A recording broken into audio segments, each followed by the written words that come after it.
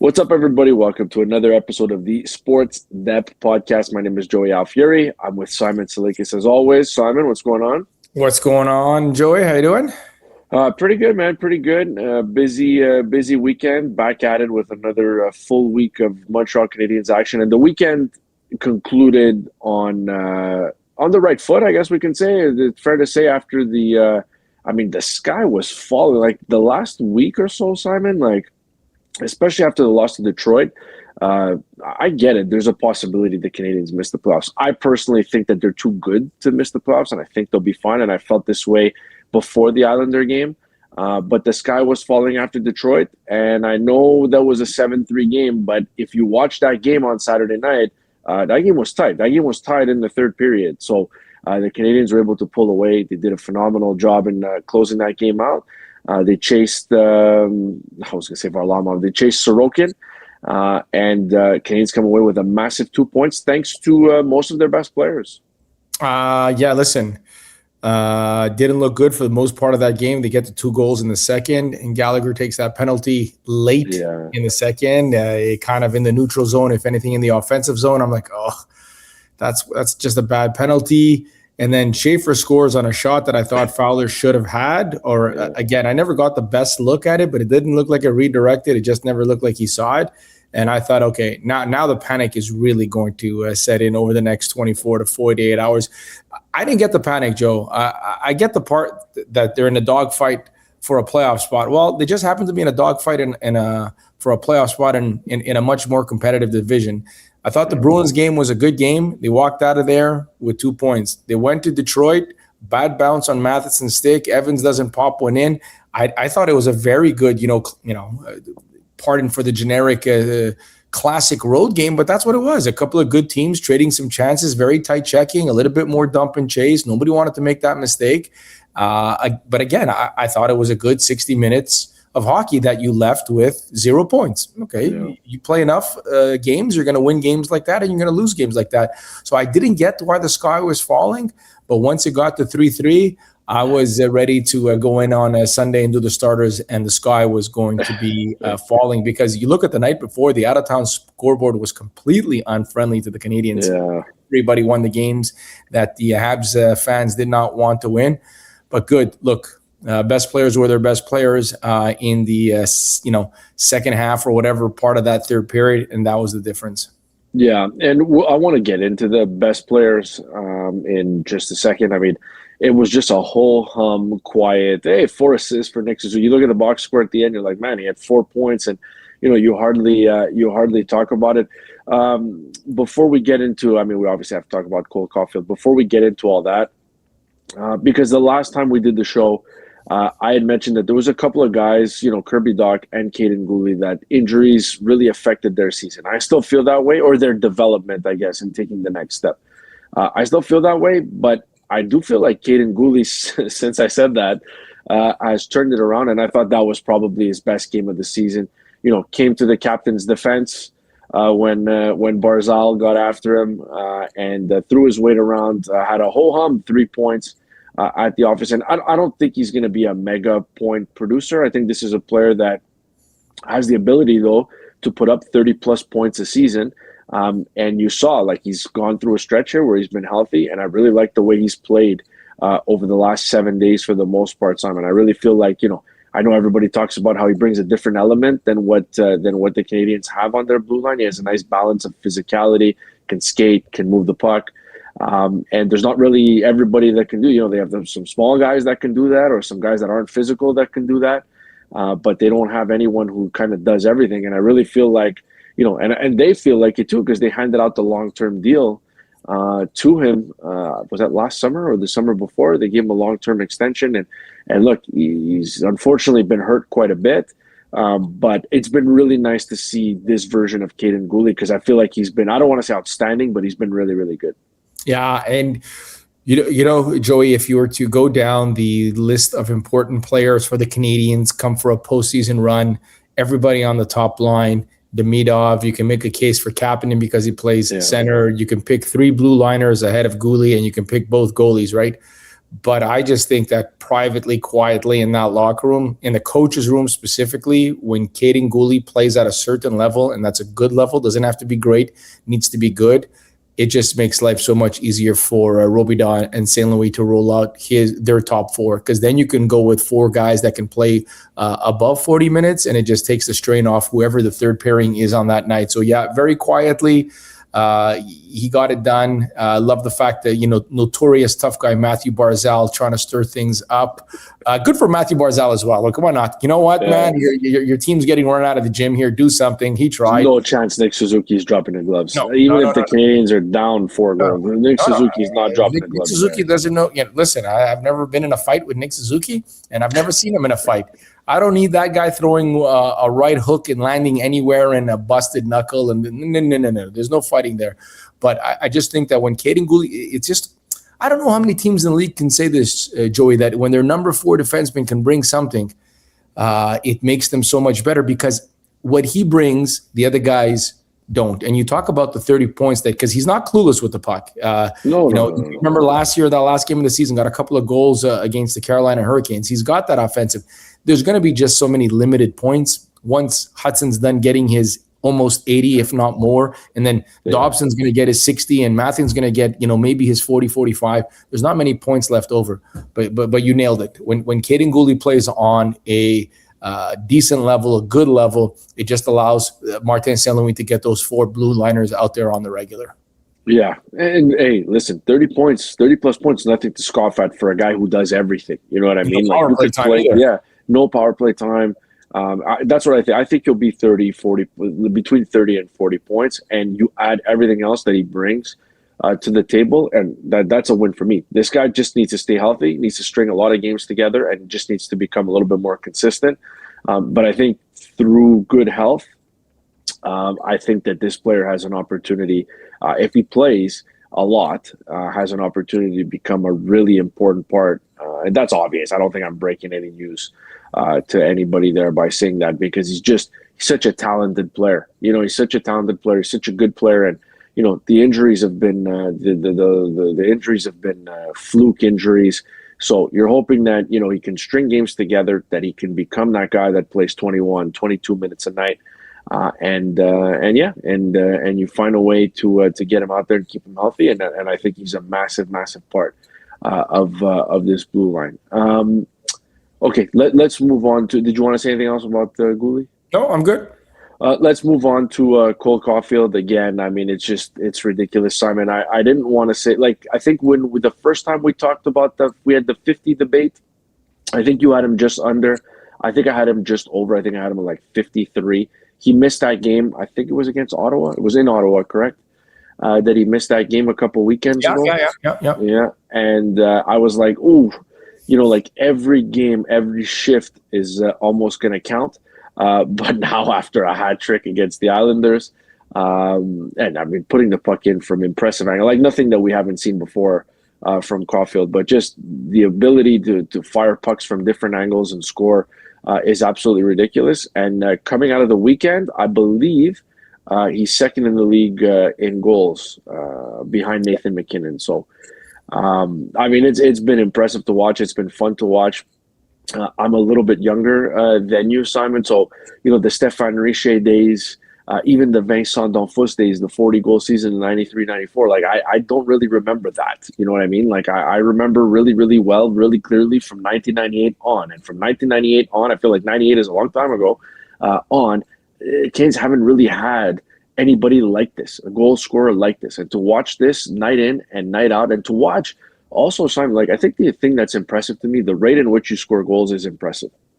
But, it was just a couple of years ago where Marty St. Louis was like, hey, with this player, you're going to have to become more well-rounded. You're going to have to become good or better without the puck. You're going to have to compete for 50-50 pucks. You're going to have to be able to distribute the puck to your teammates. And you may have to sacrifice goals on the way. I think Cole Caufield has improved his game in all of those areas, and he hasn't had to sacrifice goals, Simon. The goals have been there. For the most part this year, they've been there. Last year he had an impressive year. He had the high 30s, if I'm not mistaken. So, I mean, it's just been fun to watch the ascension of Cole Caufield. And I know Bill Guerin doesn't give a rip because the Americans won a gold medal at the Olympics. But clearly, since that roster came out, he's taken it even to another level. And now I believe he's on track for 51. It's been remarkably impressive. I'll be disappointed if he doesn't hit 50. Not in him, but just disappointed that, I won't have seen somebody do it in a Canadiens uniform still. But man, has it been fun to watch Cole Caufield this year. And I'm really rooting for him to get there. Yeah, listen, I didn't think he had the 50 in him, but then you go on a Saturday night and you get a 3 spot, and how the math gets skewed within from the time they dropped the puck at 7:15. By the time we got to 10 o'clock, the numbers were like, here comes 51.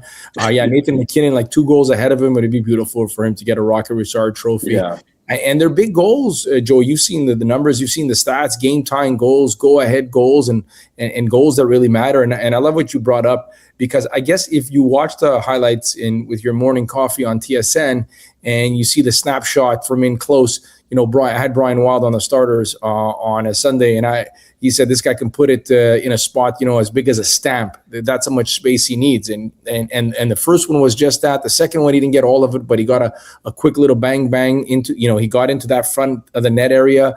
And then the finish, the 2-on-1 with Nick Suzuki, just big goals. This great shot. It just from everywhere, and he's dangerous. And the one thing that he's got a great chance here to get the 50 and continue this over the next couple of years is they do have an excellent power play, or at least the makings of having an excellent power play. Yeah. The Medov's only going to get better. Slav's only going to get better. Nick Suzuki's only going to get better. Lane Hudson's only going to get better. But what none of those guys have, every one of those guys, maybe Demidov a little bit, but every one of those guys has the ability to continue a power play. Cole Caufield ends the power play. So everything, it doesn't run through him at all, but it ends on his stick. And they got something going. And until somebody's able to take that away, the Canadiens will continue to be dangerous on the power play. But just big goals from everywhere. I don't know if there's a comparable with Richer. Richer was just a bigger dude, a faster dude, and finished a little bit more from distance. But Richer did have that deadly shot. And it looks like Cole Caufield, once he gets in that 12 to 18-foot range, good night, man. Absolute good night. So just a great night on a Saturday night. And Simon, just before we wrap up, I wanted to make sure that we talked about Slav. I'm not sure how you feel about the new buzz cut. I don't know if you look. He looks tough. He looks, it's like he's got that military cut going. But I just feel like I think I didn't have a chance to double check the stat, but it's from our friends at Habs Infinity. I think he's got like 50 points in his last 49 games or something like that. He's playing big. He's a guy that's creating for teammates. He's a guy who's been able to finish. And for me, I think it was at the beginning of this year where we had the Logan Guhle, Slafkovsky debate. And I know that we were high on both players. But to me, I think I said like 30 goals, 40 assists is at that size is the equivalent to like 90 plus points from a smaller center like Logan Guhle. I think Slav is, I thought that was the upside for Slav. I thought it would be 30 and 30 or 30, 35, 35 and 35 on a good year. But, I mean, he's 22 years old, Simon. He's already putting up those numbers now. And the thing is, if you remember from a couple of years ago, this is a guy that needed to be put with Suzuki and Caufield just to, I don't want to say save his NHL career, but to prevent him from going to the minors. Now you move him down to the second line, they play well. You move him back up to the top line, he helps take them to another level. This is a player, I don't want to say he's driving the line, but he's a big reason why they've had the success that they've had. I've been really impressed with Slafkovsky for a long, long stretch now. Yeah, listen, you nailed it. When he got dropped to that line was very, very efficient to kick it off. Yeah. Kind of sputtered there a little bit. Now you move him back to that top line, and they've never looked this good. If you look at the last 10, 15 games that they played, not the last 10, 15 games, from the time that he's moved back to that line, they've passed the eye test, they've passed analytics test, the goals, assists, and points, the easiest one to dissect. They've passed them all, and he's been great. Look, he made a case for himself. He wants to be like Brady Tkachuk. No, I don't think so. He has the ability here to maybe be a different type of power forward. Brady Tkachuk, I think, for him to be completely effective, has to be overly physical. He's a pest and he's nasty. Slafkovsky's not that. He's not that, and don't try to be that. Just be your guy. Be play your game, lean on people. What was the goal? The one there that, man, I'm just drawing a blank. Which game that he hauled it out? Was it the one in LA, the one on the wall? No, the one just recently at home. Was it against the Bruins where he came out of his own end and held off the guy, slid it over? I think he's Tuesday night, maybe against the Bruins, and he slid it over to Suzuki, and Suzuki scored a short side. But just everything, man. Finding, and you got to give him also the hockey IQ. He's out there on a power play with Cole Caufield, who just buzzes around looking for a spot. Nick Suzuki, that you might find him on the half wall. You might find him behind the net at Demidov. And then you got Lane Hudson that likes to carry the puck. And he just doesn't look like he's getting in the way or anything. He's finding his own space out there and being productive. So, yeah, this is the best stretch we've seen of Slav ever in the National Hockey League. It's coming all together. Another big week coming up for the Canes, but I think they're all going to be big here from here on out, Simon. I think it's going to be big the rest of the way. I mean, if you look at the standings, it's just insane. There's just like I would love to say there's a cluster of teams, but everybody's just bunched up together. Like, it's ridiculous. I don't remember seeing it this tight. You'd think a team that's played the way the Canadians have all year, that you'd think, oh yeah, they're well into a playoff spot, and there's and it wasn't even that long ago, Simon, where I was like, oh, okay, well, they're 5-6 points ahead of the team that's right outside, on the outside looking in of a wild card spot. Like, Canes are going to be fine. And now all of a sudden everything's bunched up, and I still think they're going to be fine. But every single point is going to matter from here on out. And I know they're not going to win them all. And I think they're going to do enough. I think they're too talented to not get the job done and not get into the playoffs this year. But, man, they cannot let their guard down for a second. As well as they've played all year, they're going to have to finish strong. You can't take a nosedive here at the end and back into a playoff spot, kind of like you did last year. So they're going to have to go out there and get it. Every point's going to be big this week and down the stretch in March and April. Yeah. Look, the Ottawa Senators, it's been about a month now. They're playing this ridiculous 700 hockey. You go back to that game where the Canadians took the 2 points from the Senators. That's massive. They lose that game, you flip it, and it becomes even more congested. Look, dropping 3 out of 4 right now, you're in a very bad spot. I got to say this. I didn't think Fowler was great. I did like a couple of saves late in the third to keep it tight. I think there was one on Tsalikis and one more with the glove hand. That was good. But again, I didn't think. I thought of you the other night. I thought of you after the Detroit game. It was the first game the Canes lost in regulation when they had a .900 save percentage. Oh, that was it. I thought of you. Yeah. I think there's something to be said. I think it was interesting that the biggest game of the year on Saturday night, right? And the next one will be on Tuesday night, and then Thursday, and then Saturday after that. They went to Fowler, and there's two thought process there. You brought him up, and you're going to play him. If not, bring him to Laval. That's one thought process. The other one, my thought process, like, these points are too valuable, and you got to make sure you got the right goalie in. I thought Dobish was great against Detroit. I think he's been better of late, and I think we're on the cusp here of seeing I don't think it's going to be a rotation here. I think Dobish will be in net on Tuesday. If he plays well, don't be surprised if Dobish gets the net a little bit more so. And like you said, it's not about development now. It's not about anything. It's simply about 2 points on Tuesday, Thursday, and Saturday night. All right, Simon, that's it for today. Enjoy the rest of your Monday, and we'll be back at it on Wednesday. We will have another episode of the podcast. So thank you all for tuning in. Thank you to the producer, Sam, the legend, who's back there pushing all the right buttons. We've got a YouTube channel that you can follow us on. You can find us on Instagram and TikTok as well. You can also listen to the podcast on Apple Podcast and Spotify. And that's pretty much where you can find us. Tsalikis, behave yourself, and we'll talk in a couple of days, okay? Yes, sir. That's it for another episode of the Sports Dép Podcast.